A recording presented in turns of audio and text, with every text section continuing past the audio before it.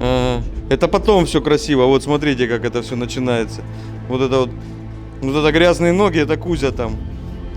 А вот это Тёма почище в курточке, смотрите, Adidas Neo. Видите, как он работает по-крутому. Здесь временно установлены мачете, они же Magnum.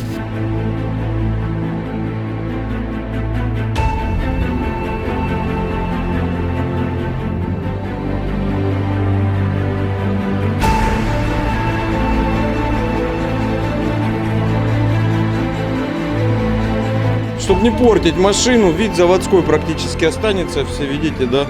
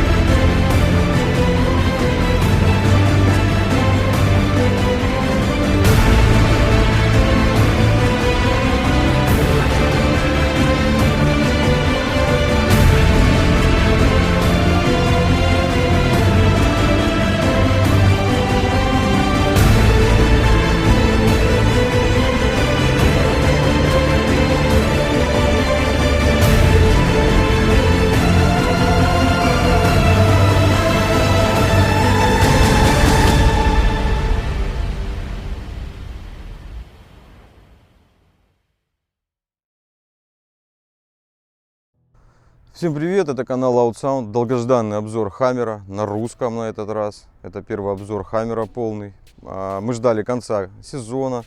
Интересно было рассказать вам все, что с Хаммером происходило, не только про состав аудиосистемы и Валева. Многие знают уже про эту машину, многие знают состав системы, многие видели видео с хейр-триками, видели видео, где я сидел, меня убивало в машине, да, я тестировал, сколько я могу в ней высидеть. Очень много было видео с Хаммером, очень много было интересных моментов.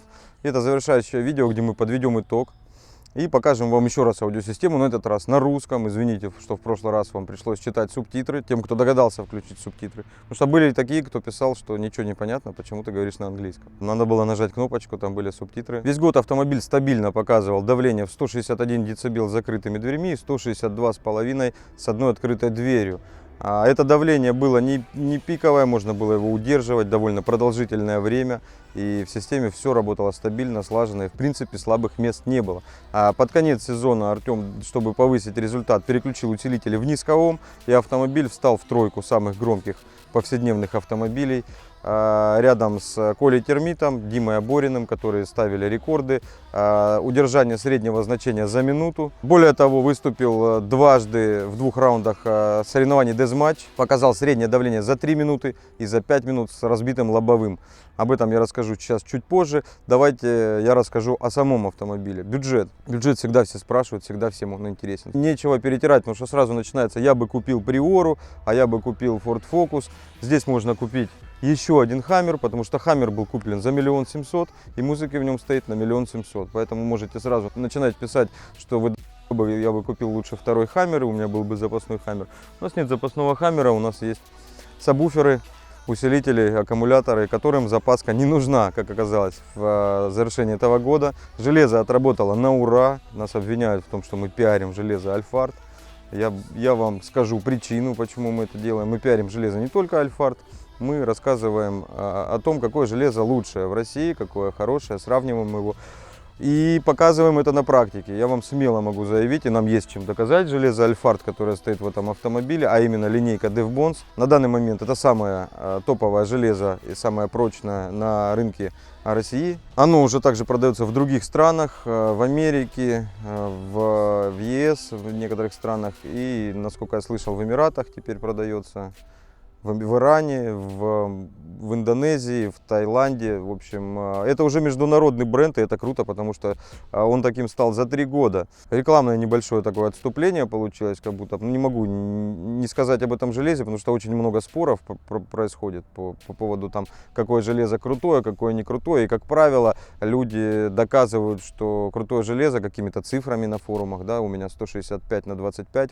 Это все. Никогда не слушайте тех, кто пишет. Смотрите, что происходит на соревнованиях, смотрите, сколько раз это происходит. Да, очень часто люди выехали, показали и говорят, вот круто. Они не говорят, что потом с этим железом происходит, они не говорят, как они уехали с площадки по-тихому. Косяки у всех бывают, и это действительно сложный спорт. Ну вот, когда такие железки есть, они прощают ошибки и позволяют иногда навалить.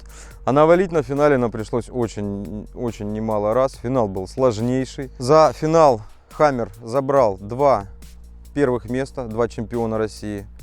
Забрал 2-е место в дезматче, уступив броневику, как это в принципе весь год и происходило. Эта машина уступала только автомобилям либо бронированным, либо с бронированными элементами.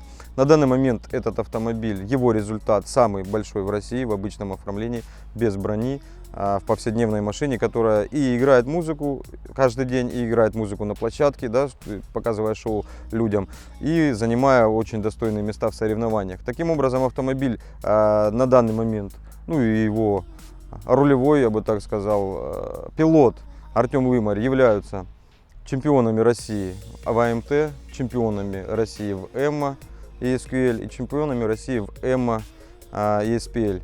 В самых престижных классах топовых. Также автомобиль является вице-чемпионом в сложнейшем классе Deathmatch, там, где аппаратура должна выдержать отборочные туры средние за 3 минуты и в финале должна выступить 5 минут.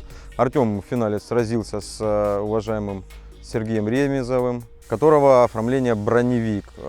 Конечно, до броневиков очень сложно дотянуться в этом автомобиле. Ну, мы не будем сегодня там какие-то отмазки лепить. Броневик, не броневик, железо, не железо, спонсорское, не спонсорское, неважно. Человек действительно должен уметь это все установить, довести до соревнований, показать результат, не спалить все это. То есть людям огромное уважение.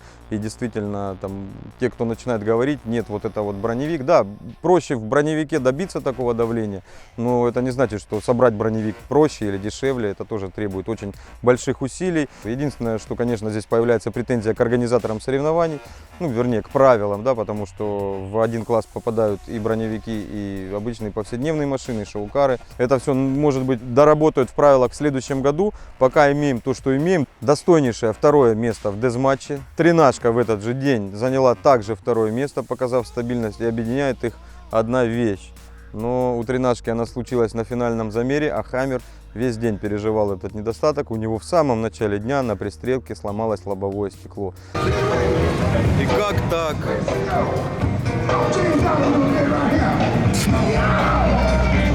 Ну вот на таком резе, на 2 открытых дверях вывалилось лобовое. Хотя гораздо громче при одной из открытой и 2 закрытых выдерживает. Посадочники сейчас все починят. Диман уже троллит, да, нас? Типа, а я говорил, надо броню. Весь день финала, все 3 формата Хаммер показывал очень внушительное давление, очень стабильное, я бы так сказал, скотчем вместо лобового стекла. Это было очень круто, это было очень сложно. Сложности возникали не только поэтому. Разные форматы требовали разных предохранителей номиналов, например, разной коммутации сабвуферов. Все это Артем делал в течение дня. Усложняло все то, что нам нужно было выставлять 2 машины, мы еще рулили и тринашкой. Усложняло все то, что мы участвовали в каждом формате в разных дисциплинах. Например, в ЭММе нужно было сделать 2 замера. И усложняло все то, что это был просто Какой неудачный день для всех. Я не знаю, почему это полнолуние было, я еще потом обратил внимание, кто-то в эту херню верит. Я не верю, но такое вот странное совпадение. Это было полнолуние, и до 9 утра уже столько косяков случилось, что я уже прям вот переживал, доживем ли мы до конца дня. Не то, чтобы займем какие-то места, покажем какие-то результаты. Очень был тяжелый день, ну, сами задумайтесь. День начался с того, что на тренажке вышла из строя крутилка на магнитофоне, на Хаммере лопнуло лобовое стекло. На первом же замере Хаммера сломался датчик у организаторов ЭМА, и результат был не зафиксирован. Далее человек упал в обморок, также пока стоял Хаммер в зоне замеров. В общей сложности он простоял там час-полтора, потом начались непонятки с правилами. Борис Тищенко, уважаемый президент ЭМА Украины, приглашенный на этот этап. Кто его пригласил, я не знаю. Боря, я шучу. Огромный респект за то, что вышли из этой ситуации. Конечно, было немножечко обидно, и Тёма даже там погорячился. Весь год мы, получается, до этого ездили этапы, и нам не указывали на этот косяк. Боря нашел такой косяк про защиту динамиков защитными сетками, которые нужно отключать не только на прослушивании треков на качество, но и на замере давления. Бред, кто-то скажет, ну, есть это в правилах, и Боря это увидел. В общем, первый замер вышел из строя датчик УЭМы, второй замер докопались до правил. Сошлись на том, что нам дали третий перезамер. В итоге Хаммер со сломанным лобовым показывал раз за разом давление. Сложность была в том, что Артему пришлось переключать аудиосистему таким образом, чтобы передние двери не работали. Сложность еще заключается в том, что у нас два магнитофона, один для одних целей, другой для других, там, да, для замеров давления.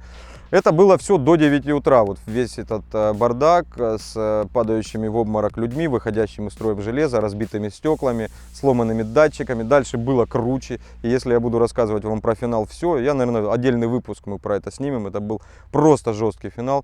И сегодня мы такие ключевые моменты осветим, и потом, собственно, заглянем в Хаммер. Все такие уже ждут, да когда ты закончишь пиздеть, покажешь, что там внутри. Вы все видели, что там внутри, те, кто не видел, потерпите еще немного, я расскажу вам, что было дальше. А дальше Тёма въебал Саприну Андрею из Пятигорска. На СПЛ-шоу было, Тём? В смысле ебал? У нас 161,9 результат. Ну. Кермлап его выбрал. Да. Ну ты же проиграл? Ну, проиграл. Короче, Тёма не согласен, но смысл в том, что кому присудили первое место, это Андрею Саприну. У Тёмы был потом... СПЛ-шоу не такой престижный формат. Да, СПЛ-шоу вообще не престижный формат.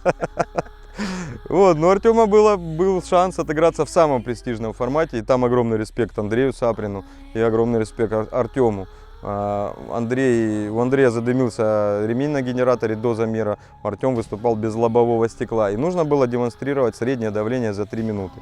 Кто-нибудь представляет, если себе, что такое 160 дБ, должен понимать, что очень мало автомобилей показывают это в течение 3-4 секунд. А давить 3 минуты 160 это просто нереально. Андрей удержал 165, Артем удержал 166. 0,1 децибел разницы, просто нереальный накал страстей.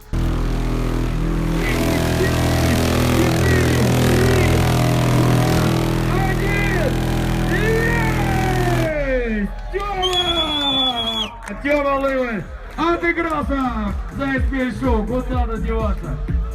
Догнал последние секунды, вырвал победу.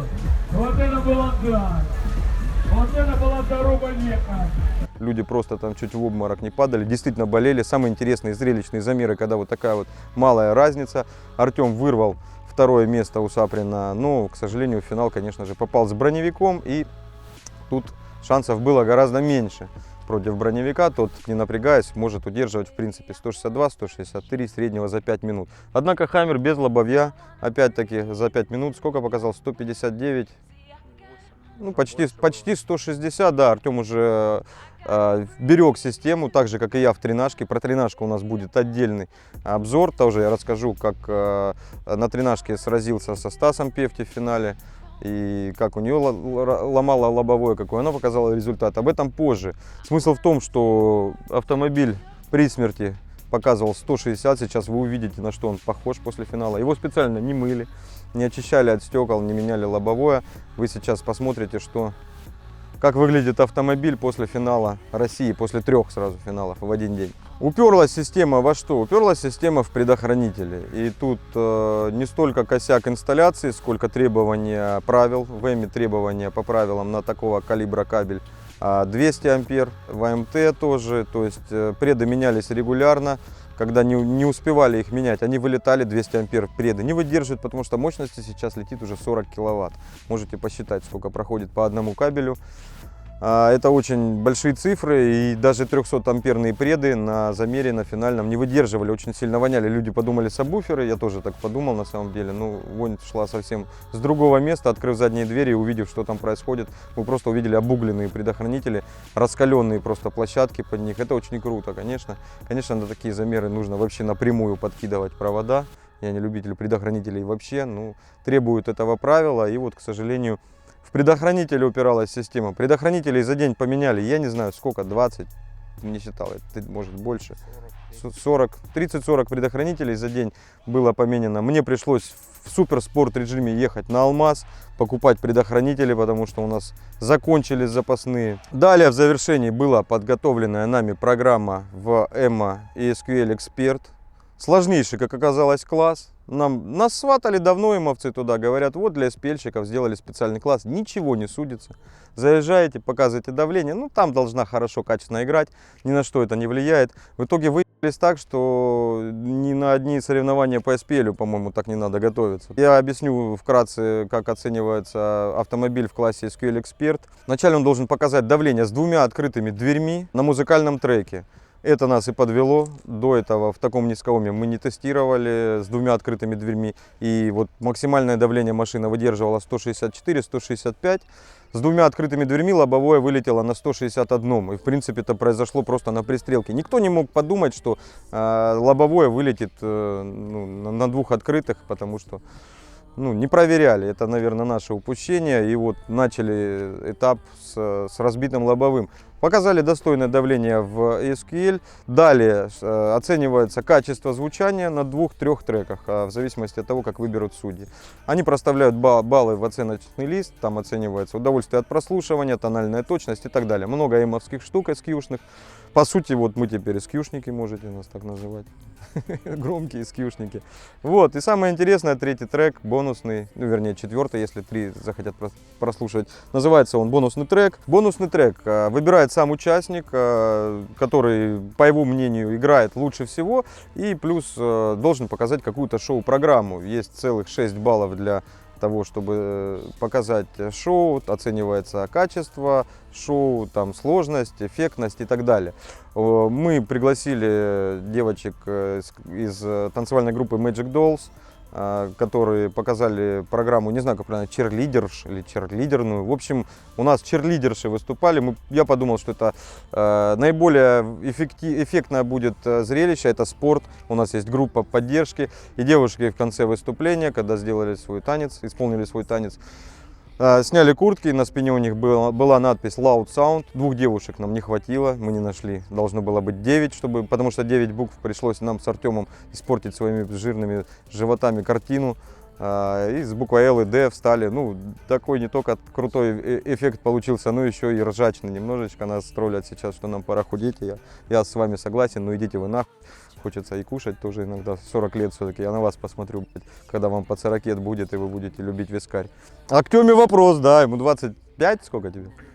24. 20, 25 еще нет. Не, нормально. А уже почти как я. Также нужно было сделать дым машины, нужно было организовать это все очень быстро, разгрести людей, организовать площадку для танцев, поставить дым-машины, подключить им, дать им прогреться, договориться с судьями о времени выступления, потому что девушки были там, могли только танцевать до 4. В итоге в 3:30 на грани фола они выступили. Очень, вот все было через задницу, но действительно, как говорят, везет сильнейшим. Вот если все предусматриваешь, то через жопу, получается. Мы вырвали 1 место в EMA SQL Expert. И действительно это круто, потому что это не просто показали давление, а мы показали еще то, что машина такого уровня громкости может играть качественно. Я думаю, это огромный шаг, в принципе, в SPL, потому что, как бы, считается SPL, там, да, говорят, и перделки. С Виктором вот Ивановым пообщался, он до сих пор не унимается, называет называет замеры пуками, пердежом, машины перделками. Ну, я не согласен с этим. Автомобиль может играть как громко, так и качественно. Если это может сделать сцена грамотно настроенная, я думаю, можно добиться этого и в автомобиле. Нужен просто опыт, и нужен опыт, как сказать, молодой. Конечно, прожженные скьюшники, они очень имеют большой опыт, очень большой багаж знаний, но им это и мешает смотреть дальше, смотреть вперед. Мы на данном этапе видим сейчас будущее громкого автозвука, как не только вот перделок и сопелок, но и можно выступить, в принципе, на оценке качества. И те, кто слушал Хаммер, когда его слушали на качество, я не думаю, что найдутся такие, которые скажут, что там был пердеж, что там что-то хрипело. Машина играла качественно, машина играла в меру громко, хотя запас, конечно же, по громкости остается сумасшедший, но чем дальше громкость, тем сложнее вывести АЧХ. Таким образом, Хаммер занял чемпиона России в Эмми не только в одном формате, но сразу в двух. То есть выступив в ESQL Expert, где оценивается качество звука, и в ESPL Extreme Стена, где оценивается только давление и инсталляция, минимальные баллы за инсталляцию. 2 первых места в Эмми, 1 место в АМТ и несколько еще серебряных и бронзовых медалей. Подводя итог, имеем один из самых зрелищных, один из самых громких, один из самых стабильных автомобилей в мире. Не любят, когда я так говорю, да, начинается сразу вы там кричите, что вы самые. Ну, мы кричим, что мы самые, когда мы самые. Я ж не говорю, что у меня бэха какая-то самая, правильно? Я никогда этого не говорил, это обычный повседневный автомобиль, как мне нравится. Но когда у нас есть вот такие проекты, вы с ними поспорите. Я не могу без мата. Вот. Спорили долго с тренажкой, признали и кричали, что это просто. Кто-то кричал, что это везение. Ну, и Артем, и вся команда Loud Sound показала, в принципе, что везет сильнейшим. И на второй проект стал не менее популярным, чем Тренаха. Хотя Тренаха, наверное, ближе народу и доступнее может быть сам автомобиль. Более теплые чувства так испытывают к ней. Я бы так сказал, к Хаммеру испытывают уважение, к Тренахе любовь. Про Тренаху мы поговорим позже. И, собственно, очень много я вам сказал, какой Хаммер крутой и громкий, какие титулы он занял, похвастался. Хватит с вас восхищения, АССПЛщиков, зависти и ненависти. Сейчас мы в лучших традициях наших обычных обзоров покажем вам аудиосистему. Единственное, что у меня вот камера теперь без стабилизатора. Не знаю, как мы еще будем снимать. Камера хорошо показывает, наверное. Я еще не умею пользоваться, извините за картинку. Стабилизатора нет, поэтому как получится, так получится. Извините, если картинка будет плохая. А начнем мы, как обычно, с под капота. Итак, под капотом у нас 90 ампер лития, 90 ампер часов. Скоммутированные провода 0 гейдж медной шиной. 2 генератора 370 ампер Mechman Elite Series. И в принципе все. Видите, предохранители. На Эмму. И масса. Да, где ты массу покажи. Вот, пожалуйста, к чему приводит Эмма. Пришлось... На самом деле тупое правило, потому что сечение всех кабелей... А наводок меньше стало? Наводок меньше стало, ну, уже да. не тупое, значит. Ну, сечение, короче, кабелей этих всех намного больше, чем сечение к этой шине, к которой они приделаны. Вот, и если замкнуть все плюсы, то тупо выгорит кусок кузова, а провода останутся целыми. Будем надеяться, что этого не произойдет. Лобовое. Не заходя в салон, покажу вам сразу последствия финала. Тёма отклеил уже. Знаете, как он ехал? Я прикреплю картинку, как он ехал. Какая свинтура. Перемещаемся плавно сюда. Здесь у нас ничего необычного. Установлены NM6. 12 пар. 6 пар DevBonds T35. И, в принципе, дверь оформлена очень красиво. Сетки у нас эксклюзивные, двухсоставные. То есть одна плоскость белая, другая черная. Получается вот так вот весьма красиво. В задних дверях располагаются DevBonds M80, которые, собственно, и получили максимальные баллы за качество звучания, которые и принесли при правильной настройке, конечно же, титул чемпиона России. Так что те, кто выбирает себе динамики и громкие, и качественные, обратите на них внимание. И твиттеры сзади стоят у нас T34, которые были установлены перед финалом, потому что вот T35 не доигрывали то, что нам нужно было. Были установлены T34, они лучше, я вам честно скажу, отслушали и те. Если кто-то выбирает, T34 сейчас одни из лучших твиттеров на рынке из доступных. Они стоят порядка 5500 там, или 6000. Вот классные динамики, классные печалки. Литий 770 ампер часов с каждой стороны. Здесь установлено огромное количество провода. 100, сколько метров? 120 метров где-то, метр, ну даже, наверное, больше. И вот эти предохранители многострадальные, даже, наверное, можно видеть сейчас еще, Это на финальный замер добавили. Тут стоит что происходило 2 по здесь. 300. Ну там все равно видно вот обугленности эти. Это было очень круто. Это было очень жестко. Преды вылетали как могли. И моноблоки. DevBonds DB12000.1D, которые здесь стоит 4, 2 слева, 2 справа, и они соединены двумя мостами. Соответственно, у нас слева замощенные 2 усилителя и справа, которые усиливают сигнал на 8 штук DevBonds 415. Они имеют сопротивление 1+1 Ом, закоммутированы на весь год были таким образом, что усилители работали каждый в 1 Ом.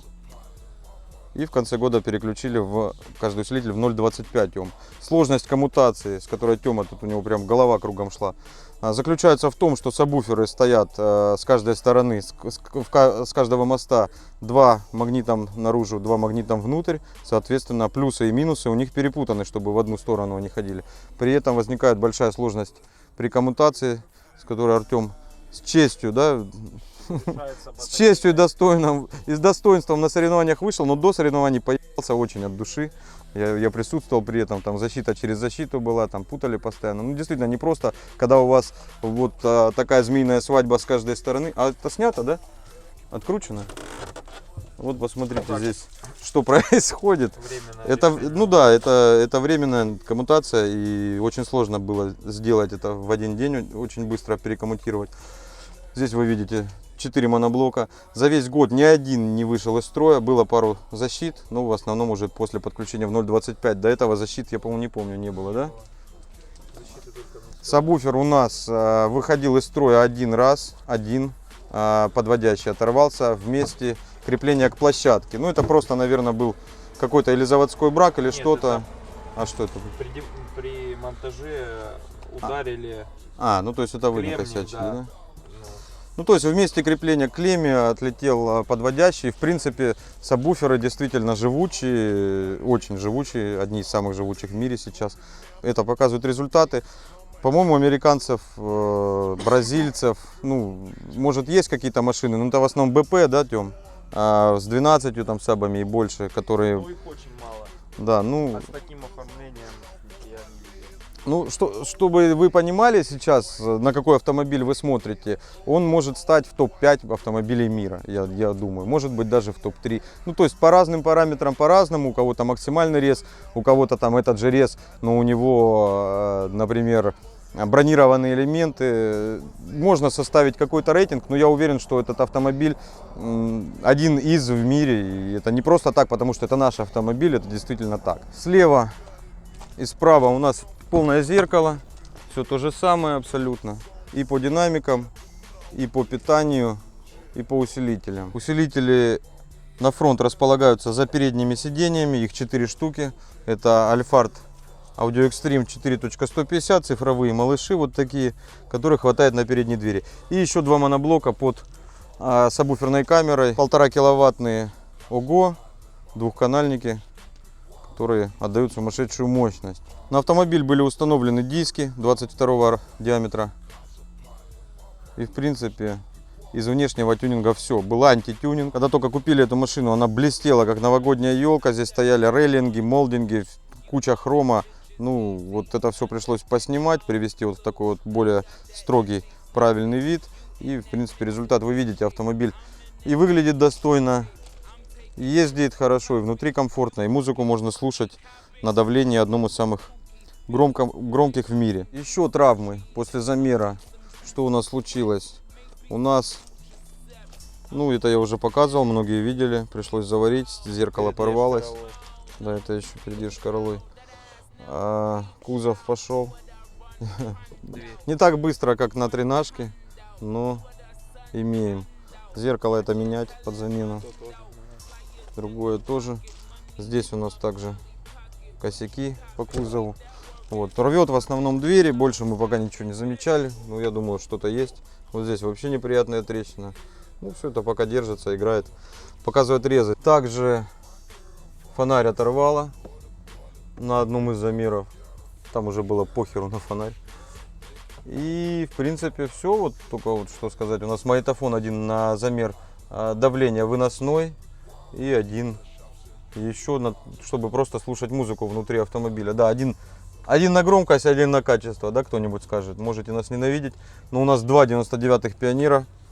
Огромное спасибо компании Пионер за то, что мы имеем сейчас на рынке хоть одно нормальное головное устройство. Потому что если вы сейчас захотите купить устройство, которое сразу оснащено и процессором, и имеет нормальный внешний вид, и имеет 4 канала управления, 4 цифроаналоговых преобразователя, вы ничего не купите, вообще ничего. Sony попытались что-то выпустить, RSX G9, но я не скажу, что у них не получилось. Наверное, они нашли какую-то публику, но к 99-му нельзя этот магнитофон рядом ставить, это чуть-чуть другое, это какой-то хай-энд для очень ценителей. А 99-й вы ставите и в принципе настраиваете все с одного головного устройства, он не нужен внешний процессор, он отлично выглядит, и на данный момент конкурентов у него просто нет ни одного. И вообще в принципе не существует. Все, что вы можете купить ближайшее к нему, это опять же Пионер 80 и там уже ближе Alpine 92, Пионер 580, у которых ЦАП стоит встроенный в микросхему. В общем, там все печальней по звуку. На данный момент лучшее головное устройство на российском рынке автозвука это 99 Пионер, и у нас их два. Думал, примажорился, да? Сразу два имеет. Вы вот об одном мечтаете, а он ездит, не знает, какой сегодня послушать. Какой ты сегодня будешь слушать? Итак, вот такой вот Хаммер получился. В течение года, кто следил, знают, где он был, что он показывал. Очень много красивых видео, очень много интересных поездок, достижений. Исколесил пол России. Он был очень много где, в совершенно разных уголках. Конечно, не забирались мы на Дальний Восток. Огромный респект, кстати, пацанам с Дальнего Востока, которых мы увидели на соревнованиях. С Владика были, с Красноярска. Ну, это вообще очень круто. Пропилить. Одни даже своим ходом, да, одна машина пришла. 4700 пропилили пацаны в одну сторону. Это огромное уважение. Им хотели даже снять обзор, но не успели. Сумасшедшие дни были подготовки. Вот, автомобиль наколесил тоже немало. 40 тысяч, это очень круто. Он был и в Крыму, и в Москве, и в Йошкар-Оле. И я не знаю, где, в Волгограде, Пятигорске, Ставрополе, где он только не был, короче. Очень много отколесил. Везде, где он был, валил. Отвечаю на очень частый комментарий. Тёма не наваливает, приезжает на соревнования. И на финале тоже очень много людей ждали и не дождались. Включили только тренажку и только вечером. Вы должны понимать, что некоторые соревнования требуют аудиосистему в полной боеготовности, в максимальном заряде аккумуляторы и в полной уверенности, что не разломает лобовое или что-нибудь еще не случится. Поэтому, когда Тёма приезжает за кубком, когда Тёме нужно место, какие-то баллы проходные, конечно, он бережет аудиосистему до тех пор, пока со спокойной душой не отстреляется уже. А организаторы иногда через жопу организовывают, и получается, что замеры проходят поздно, и в итоге машина должна стоять весь день без дела. Это очень прискорбно, потому что изначально и тренажка, и Хаммер задумывались как демо-кары, как шоу-кары, и вот как всегда понесло. Берут кубки, берут места, хорошие резы, и поэтому не всегда получается повеселить вас, наших зрителей и подписчиков. Извините за это, пожалуйста. Самые терпеливые на финале России дождались. Я запустил тренажку в 9 вечера. Это огромное уважение людям, даже снимал это. Это в обзоре тренажки я прикреплю. К сожалению, само валево не получилось поснимать, но заснял людей, покричали, помахали. И реально люди до 9 вечера ждали весь день, пока тренажку включу. Ну, включил от души. И я надеюсь, все остались довольны. Были даже пацаны, которые приехали за 600 километров и сказали, что честно приехали только послушать тренажку. Меня это очень сильно удивило. Я понимаю, конечно, что их хочется послушать, но не ехать же для этого 600 километров. Ну, уважение пацанам. Говорят, наша мечта исполнилась, мы ее послушали. Вот. Хаммер же мы не включили на финале вообще, к сожалению. Просто потому, что вот финальный его замер дезматч, когда вот он уже на последнем издыхании лобовой, он показал 160. Тёма после этого пошел на награждение. Я же, пока Тёму награждали, включил тренажку, воспользовался вот этим вот временем. Не пошел на награждение ради вот только людей, которые ждали. Я видел, что они ждут. Я их даже спросил в какой-то момент: вы действительно будете ждать, пока не включу? Они говорят, да. Даже если не включишь, будем ждать, вдруг будет такая возможность. Короче, все сегодня, даже камера, поэтому снимаем на iPhone. Обзор начинаем снимать. Сколько сейчас время? Время сейчас без 20, да. Вот это только сейчас мы начинаем валить, день сумасшедший. Вот это все терпеливые самые люди. В смысле? Я не Которые- Сейчас послушаем, ну не знаю сколько, у нас был матч на смерть, и после матча на смерть мы будем сейчас слушать музыку еще. Поэтому Тёма смотрел фаер-шоу, получал кубки, овации, поцелуи красавиц одной, да? А я сидел и дальше дышал лобовым стеклом, мне в морду летели осколки. Все ради вас, поэтому не ругайтесь на нас, если не получилось машину включить. Если есть такая возможность, даже вот такая маленькая, всегда это делаем. И вам спасибо тем, кто ждет. Но огромная просьба, есть этапы расслабон полный, на которых, а вот на этом этапе очень сильно мешали. Я даже вот одному пареньку грубо как-то сказал, типа, я занят, ну, когда уже вот прям вот добили, очень за это мне стыдно. Но вы не представляете, что такое бежать по площадке за шнурком, когда мериться через 2 минуты нужно, и тебя по дороге тормозят там 5-7 раз и кричат, можно с вами сфотографироваться, включить и послушать тренажку. Я понимаю, что вы не знаете, что до этого меня 50 человек уже просило остановиться, там что-то рассказать, показать, сфоткаться. Вы первый для вас, кто подходит. Ну вот когда за день на финале столько раз отвлекают, это было тяжело. Вот, конечно, я зла ни на кого не держу, но если у вас ничего срочного, пожалуйста, принимайте во внимание, что на соревнованиях участники, они не только приехали шоу показать, они еще участвуют, имейте уважение, ну, как-нибудь смотрите, чтобы там поймать в момент, когда отдыхают или там не заняты замерами. Вот, ну, а так всем спасибо, огромное количество людей приехало. Надеюсь, что шоу, которое показал Хаммер, понравилось тем, кто видел. Кто не видел, оно лежит на канале, видео выложил, вот как танцуют девочки из Magic Dolls. Очень круто станцевали, мне очень нравится. Я не очень разбираюсь в хореографии, вот в этих танцах, но для меня это космос, это очень круто поставленный танец. Я участвовал в постановке, я занимался вот этими майками, я видел, как девочки готовятся, и огромное уважение им тоже. Это очень сложно, хоть это длилось всего там 4 минуты с половиной. Вот такой танец подготовить гораздо дольше, кратно дольше.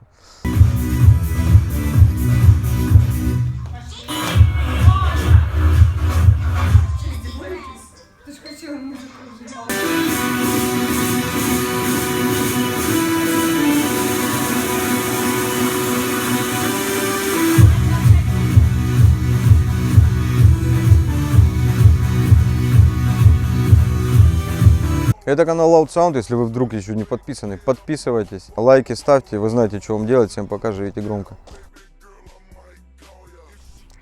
А валева же не было, да, валева не было, котиков не было, будет сейчас валева, сейчас будет жестко.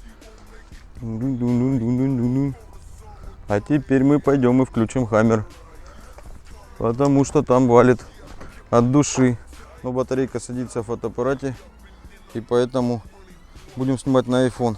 Короче, я сегодня докатку купил на BMW. Вот видите, докатка на BMW, она стоит 22 тысячи чистые. Вот BMW компания, вот ненавижу вас, могли быть дешевле. Просто из-за того, что чехол есть и домкрат, 22 рубля. Ну это вот реально грабеж. Бэушную не смог найти. А вот дым машины с выступления лежат. Вот кто не верит, смотрите. Докатка на BMW сколько стоит. Докатка, блядь.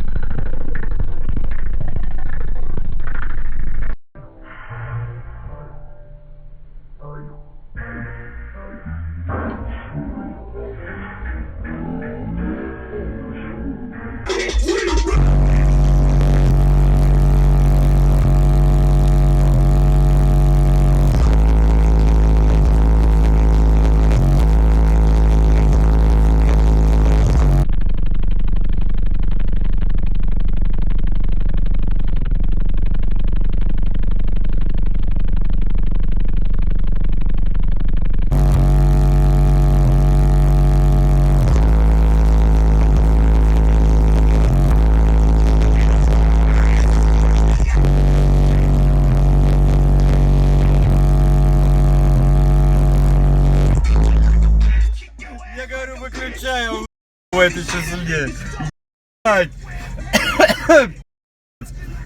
Надо вырезать, мат будет. Если кто-то еще не понял, сейчас усилители в низковом подключены. Сейчас здесь просто жесть, что творится. Я не знаю, не буду описывать. На видео, наверное, видно будет. И нос флексит, и уши, и сердце, и почки, все флексит. И, конечно, лобовое вылетело сейчас. А чуть попроще сейчас здесь находиться, чем если бы оно было в порядке. Но поверьте мне, это не каждый может тоже выдержать. Ощущение такое, как будто под воду вас опустили на много-много метров. Только там просто всегда постоянное давление, а тут оно исчезает и появляется со скоростью 40 раз в секунду. Или это ниже была частота? 40 раз. 40. Это без... Это Hammer Loud Sound, ребята. Если кто-то еще не знает про этот проект, подписывайтесь, продолжение следует. Да, Дема? Да. Будем еще что-то делать? Конечно. Мне что-то жопе горячо. А, я опять включил подогрев. У меня спина заболела. Спина заболела? Да. Это старость.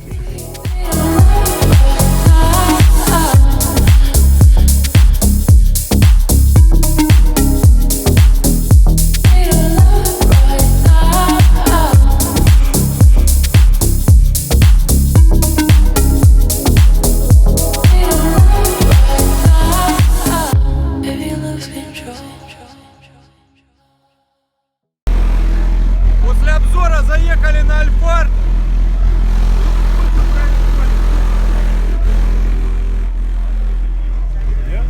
После обзора на Альфард заехали, тут вот что происходит. Гости из Ирана послушали Хаммер. Леша говорит, у него так стол еще не трясся, да, в кабинете? Пол. Пол? Пол. А, пол это обычное дело. Вот виновник, пожалуйста, человек. Дал России такое железо, с которого можно вот так, видите, машина уже разваливается, а там похеру валится, как и валило. Во время проигрывания трека, на котором, как считает участник, аудиосистема раскрывается наиболее, наиболее что?